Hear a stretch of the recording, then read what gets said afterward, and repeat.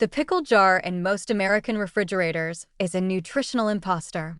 What looks like a fermented food is almost certainly a vinegar brine product that, while reliably sour and shelf-stable, has undergone no bacterial fermentation whatsoever. The distinction matters enormously when it comes to vitamin K2 because K2 in plant-based foods is produced almost exclusively by bacterial action. It is not present in raw cucumbers, and it is not created by vinegar acidification. If the bacteria don't work, the K2 doesn't appear, regardless of what the label says or how authentically the product is marketed. True lacto-fermented pickles, made by submerging cucumbers in a salt brine and allowing naturally present or added lactobacillus bacteria to convert sugars to lactic acid over several days, are fundamentally different from vinegar pickles, both microbiologically and nutritionally.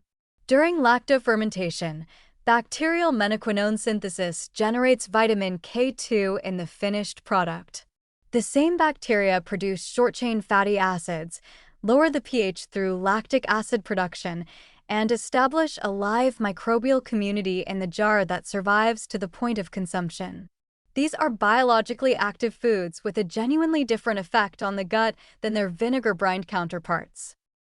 The challenge for consumers navigating the grocery store is that the word pickle does not reliably distinguish between these two categories. Most commercial pickle products, including many that appear in the refrigerator section or are labeled as deli style, are vinegar brined. The reliable marker of a true lactoferment is cloudiness in the brine. Vinegar pickles are clear. Lactofermented pickles have a naturally cloudy brine from bacterial activity. The ingredient list also tells the story. If vinegar appears as an ingredient, the product is not lactofermented regardless of any other labeling. A clear warning belongs here for anyone attempting home fermentation for the first time. Lactofermentation of vegetables is one of the safer fermentation practices available to home food producers.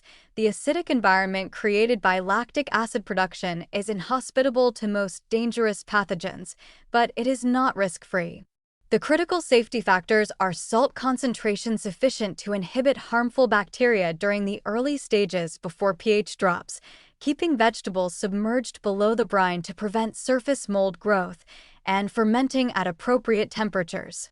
Failed fermentation is generally visually obvious: unusual colors, foul rather than sour smells, or the presence of fuzzy mold growth rather than surface cum yeast. But first-time fermenters benefit from clear guidance on distinguishing signs of healthy fermentation from signs of spoilage.